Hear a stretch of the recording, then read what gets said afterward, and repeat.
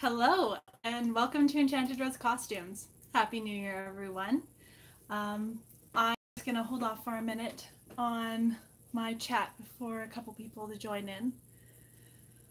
I hope you guys had a great New Year. I can't believe it's 2019 already. It's been a crazy year. Let's just see. Okay. So tonight I'm going to be talking about my plans for 2019, or at least some of them, not all of them. And I'm just really excited for what this year has in store. I am going to be continuing along my schedule of one video a month, but I may also be adding a live a month. So I'm trying to get myself more comfortable in live videos, and I think adding a live video once a month would help with that. So yes, I'm still really nervous about doing this. Anyways, so my plans for this year, I still have to finish editing a couple more videos for my Robe Le Francais series, and those should be up by the end of the month. And then I guess I would be starting on my new project. So I want to finish. I planned a maternity series for when I was pregnant. I'm not pregnant, but I didn't actually end up finishing it in time. So I still plan on filming a maternity 18th century gown. That's something that's not really done a lot in the costuming world. So I want to show you the fabrics I'm going to be using for it. So this is actually based off of a gown that I saw. Well, I guess it's inspired by a gown because the chintz fabric that I wanted for the gown was out of my price range. So if you Google maternity gowns for the 18th century, you should see this image pop up. So this is the IKEA fabric that everyone uses on their 18th century gowns. I was actually able to find this at Value Village for like $3, so I was very happy with this find. So it's just that print there, and then that is going to be for the, I believe it's called Petten layer. I think that's the word for it, Petten layer. And then for the petticoat for that one is going to be out of this yellow fabric here. Now, the fabric for this gown originally was I think it was a wool brocade, but again, that's something that's not really in my budget. So I found this at Fabricland. I think it was like $4 a meter. I cannot remember the fabric content, but I know there is some natural content in there. So that is one of my projects for the new year. And then the other big start for my channel is I'm going to be starting a new decade, or I guess a new era. So for that one, I already announced it in my last video, or I guess it was 2 videos ago. It was the 1890s, or specifically 1893 to 1896. So starting off that series, I'm going to be making, of course, the undergarments and working my way up to finishing with the accessories. And to start it off, I am going to be making a 1890s combination set. So this is the fabric I have for it. It's just a plain white cotton, very drapey. I love the feeling of it. But I also have, I just dropped it. I also have some of this beautiful lace. So let's see if you can see that. Yeah, you can kind of see that. So I'm going to be using some of that lace. It's going to be going along the bottom of the, oh, one second. There we go. Okay, there we go. Oh, thank you. Yeah, I love this lace. I found it at Fabricland. It was a great price. I think it was like, I think it was 50% off, and then it ended up being like $1.50 a meter, which was a steal. I could not leave it. So I'm going to be using that for along the bloomer part, the drawers. There we go, the drawers. My costuming lingo has kind of gone out the window lately. So yes, I love this lace. And then I'm also going to be adding another lace, which I'm still looking for. Haven't been able to find it. I have one similar to it in my stash, but it's stretchy and I don't really want to use stretch lace on this project, but I may end up resorting to it if I can't find what I'm looking for. So yes, that is for my first project for the 1890s. And then for my second project, let's see if I can find a material, is going to be the corset. Now the corset, I still have not decided on the pattern I'm using yet. I was looking at the one from the Victorian Dressmaker by Isabel. So I think I'm going to be using that pattern, but I'm not 100% sure. There's a couple corsets that I've kind of been inspired by that is on, like, that I found on Pinterest. But anyways, the fabric that I'm going to be using for the fashion fabric is this brocade. Now, it's not really showing up correct in the light. It's much more purpley, I think, in real life. So once I can properly photograph this, you'll be able to see the color. It looks a lot more burgundy on camera. But yeah, it's more of a purpley color. So this is going to be my I think I'm going 1895 corset for that one because I'm doing the range. So yes, I am so excited for this. I bought this fabric also at Fabricland when I was working there, and yeah, I just love it. I love brocades. Yeah, I'm really excited for that fabric. Anyways, so moving away from that, that is just kind of a sneak peek. Thank you. I love it. I'm so excited to make a corset out of it. So yes, moving into the 1890s, that is kind of like my sneak peek for the next couple videos. Now, another thing I want to mention is, oh, hello and welcome. I'm glad you caught this too. Oh, if you guys have any questions throughout this video, feel free to ask them. I have one question that someone asked who wasn't able to join the live, so I'm going to be answering her question in a bit. But yeah, so for my plans for 2019, I mentioned at the beginning of the video, I don't know how many of you saw it, I am going to be continuing with one video a month for sure, and then I might be adding a live video just to kind of get me more comfortable talking on camera, just because if you could see me before this, I'm a nervous wreck. I'm very much an introvert, and most people don't know that because apparently I have a great face. Yeah, and so anyways, plans for 2019 is one video with like my proper stuff that I'm putting out there, one live video a month, and then I might, if I have time, be adding a third video, but that is mostly unlikely. It's just if for some odd chance I have an extra video that I put out, that is the plan for the year.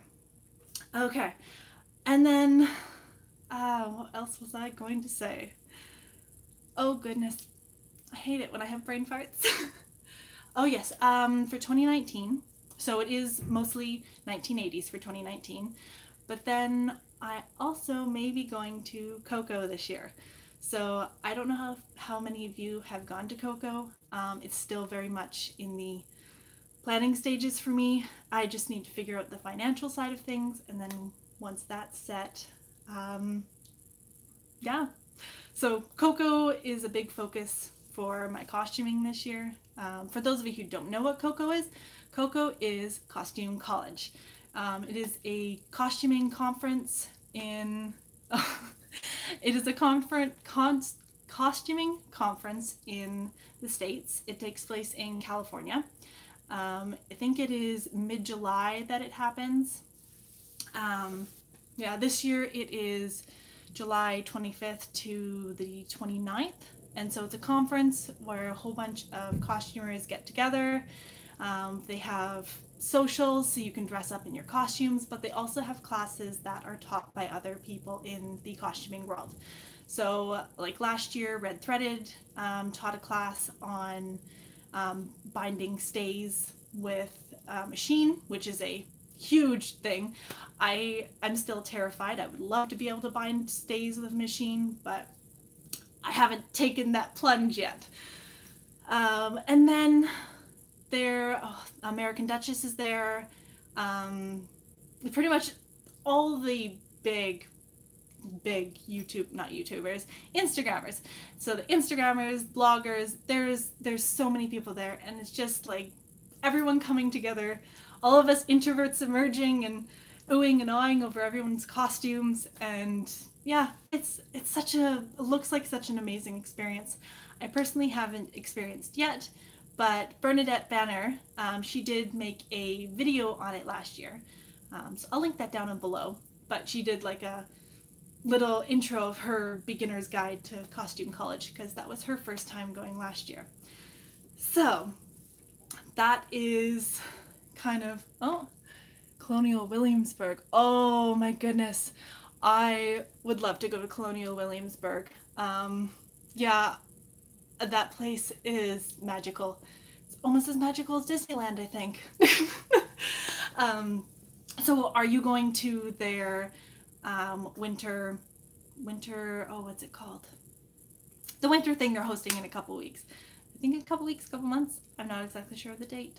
But yes, that sounds amazing. I would love to go to Colonial Williamsburg one day.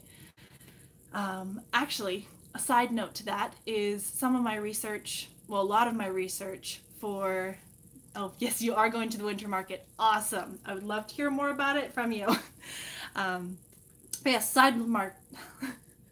a side note is the maternity outfit that I am making that I'm squishing in between all my 1890s stuff is based from, I got a lot of research from Colonial Williamsburg. I emailed them, and their Martha Washington contacted me, and so she sent me their links for some maternity stuff, so I have some really cool maternity information from that, which I will also post that, oh my goodness, that link below if you're interested in reading their post on that.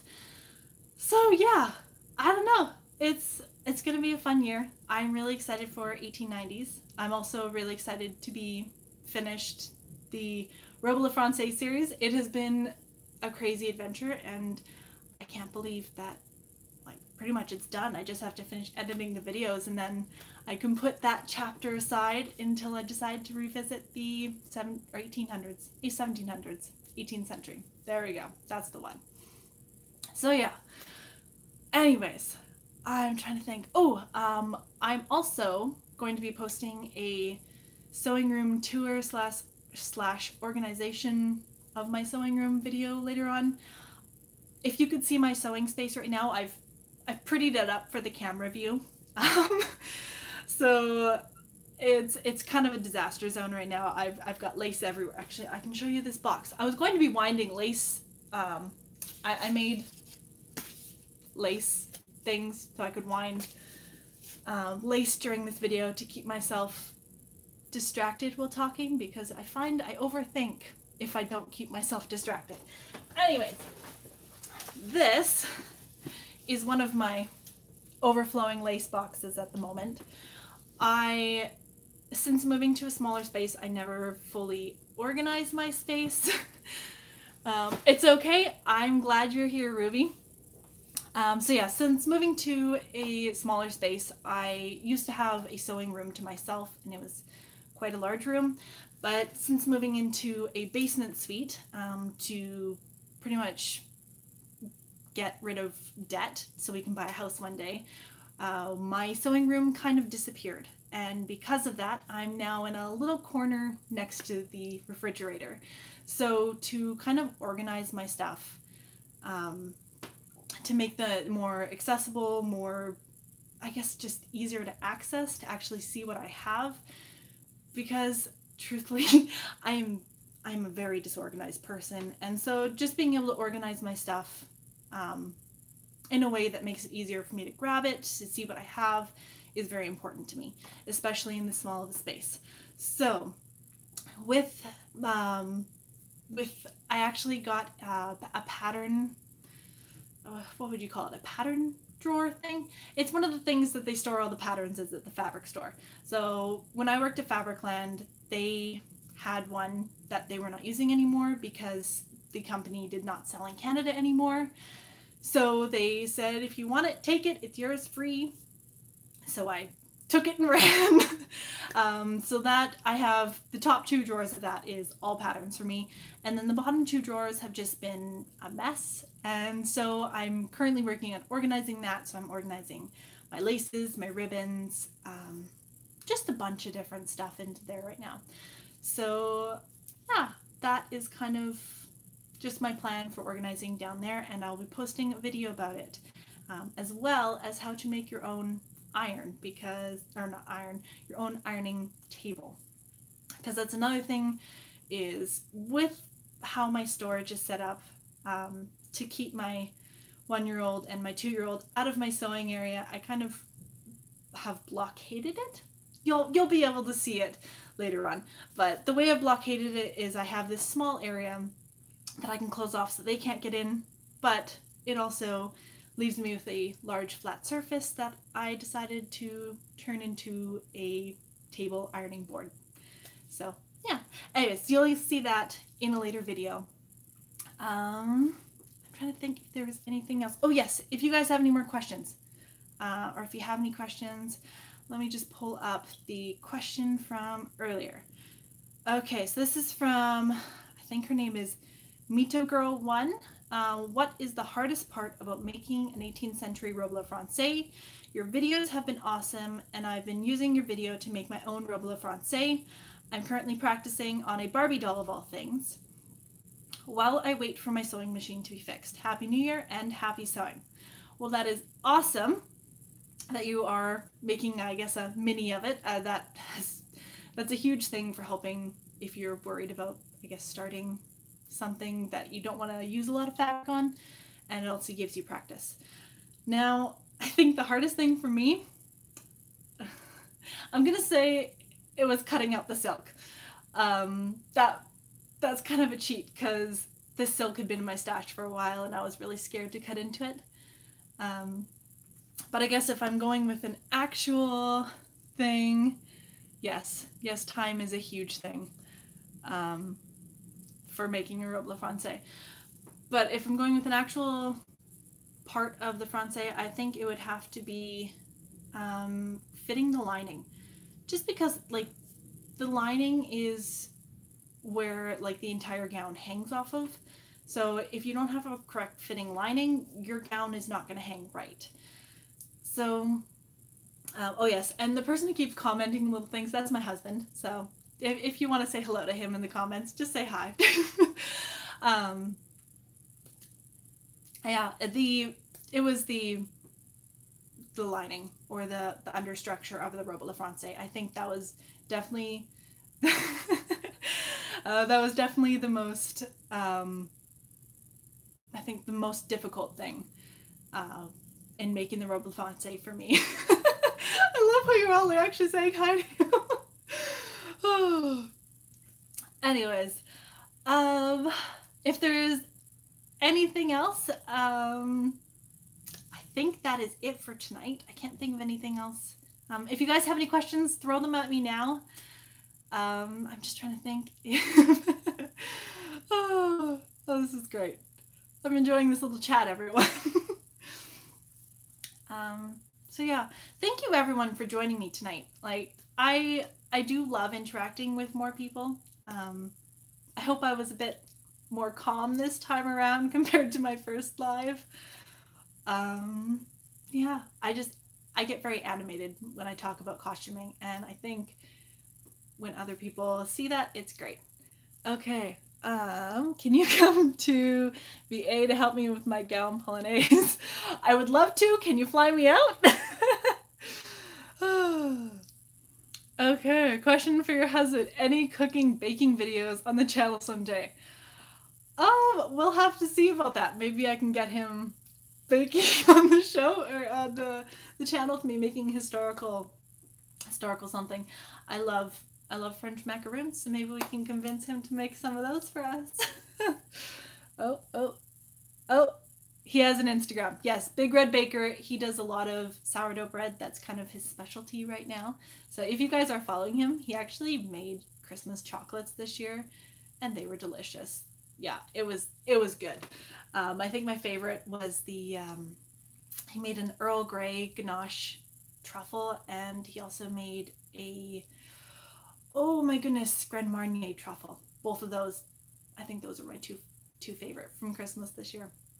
Anyways, so if anyone has any more questions, let me know now. Otherwise, I think I'm going to say goodbye, and I hope you have had a lovely Christmas and New Year's, and I will see you in my next video. Anyways, bye guys.